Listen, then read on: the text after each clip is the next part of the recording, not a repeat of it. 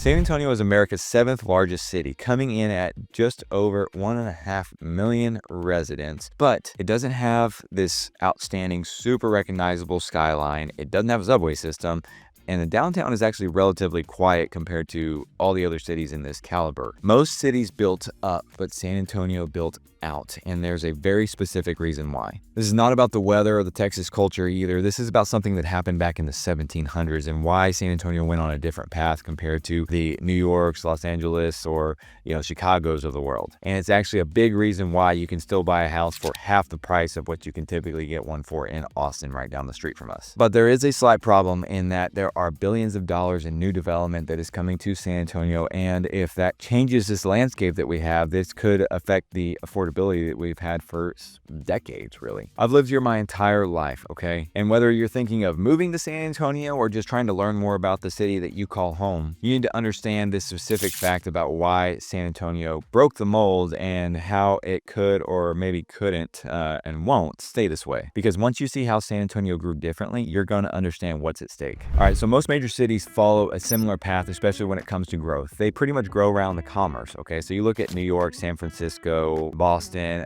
they were all major ports, okay? People and goods came in and they stayed. Chicago became the railroad hub connecting the entire country. Detroit and Pittsburgh were industrial giants.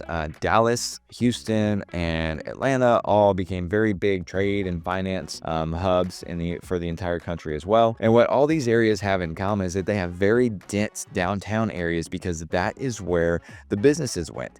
They all built those big skyscrapers to house as many people working there as they possibly could. People crowded into those city centers because that's where the jobs were located. So now here's where San Antonio's strategy and story differs from all of these other places and why that's led to the city's massive affordability compared to all of these others. San Antonio didn't have a major port. There was no major downtown hub, no industrial revolution that happened in San Antonio, and not a whole lot of big corporations building big towers downtown. So how did San Antonio become the 7th largest city in the United States? But before we continue, I've lived in San Antonio my entire life, like I mentioned a minute ago. If you want to know anything and everything about moving to, living in, just being in San Antonio, and everything that you need to know about this wonderful city, hit that subscribe button, especially if you haven't yet. I know a lot of you watch these videos and haven't subscribed yet, so just click that button. It takes 2 seconds. All right, so let's get back to it. So here is exactly what happened. San Antonio started as a group of Spanish missions in the 1700s. We still have a lot of those buildings in place. These missions were religious and military posts. You have the Alamo, of course. You've got Mission San Jose and all the others that are in and around San Antonio. They were built for defense and religious conversion, not trade. From the beginning, San Antonio was focused on the culture, of course, of those missions, the culture of the people that were living here, and just the pride of creating our town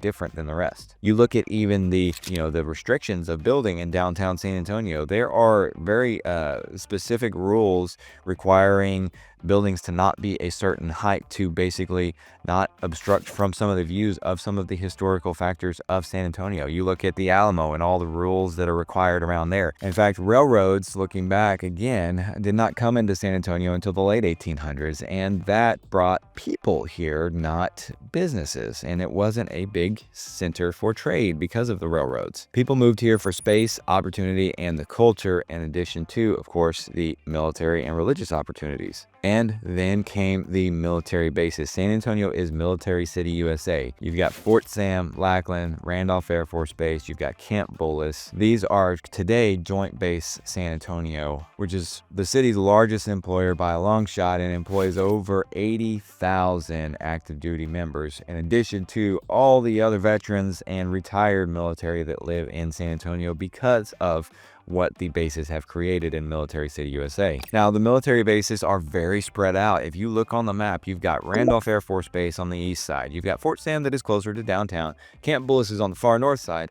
Lackland's on the far west side. So they all created these these kind of hubs where people wanted to live near the bases. These did not create growth downtown, so there had to be something that sparked some growth downtown and brought even more industry to that area. That's where the Riverwalk came into play. Tourism is a huge driver for that downtown area of San Antonio. You have, of course, the Riverwalk, the Alamo, the San Antonio Missions, you've got the Pearl District now. But tourism doesn't create big corporate towers and all kinds of employment opportunities. It creates hotels, restaurants, and the like. You also look at our road system. So we have the inner loop, we've got 410, you've got the outer loop, 1604. So it kind of grew outwards because of the way San Antonio was spread out with the bases, with the missions, and just kind of how it historically was wider versus, more compact. It created this opportunity that a lot more growth happened in these areas. And there was a lot more flat land, easier to develop, much more affordable because it wasn't packed into these city centers with all these job opportunities and people fighting over the land. It was a little bit more lower quantity developers in that they were, okay, here, let's build a neighborhood here, a small neighborhood here, small neighborhood here. So you got all these different neighborhoods that are kind of mixed in within everything. And then the bigger developers started coming once they realized that they could do things a lot more affordable, and there were still people buying these homes. Look at places like Church Cibolo, Alamo Ranch on that far west side, and then Stone Oak up on that north side. The key point here is that San Antonio grew out instead of up, and that in turn made things a lot more affordable because you had a lot of neighborhoods.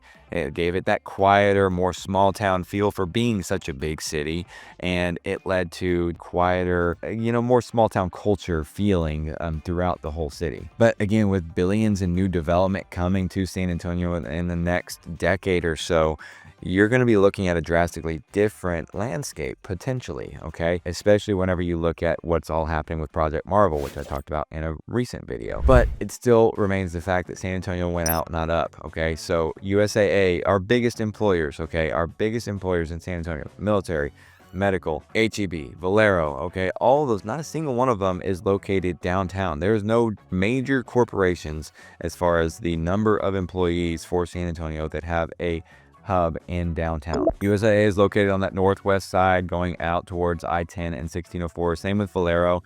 HEB does have a corporate headquarters that is close to downtown, but it's a grocery store. Most of its operations are located in its east side facilities. You've got a huge Toyota manufacturing plant on the south side in addition to Texas A&M San Antonio. So here's what that means. You got to drive to get to work in San Antonio. There's not really any main place that you can just get on the bus and go to work, okay? It is very, very non-walkable because downtown does not have a whole lot of employment opportunities. So the condos and, living quarter opportunities have not really been focused in on downtown.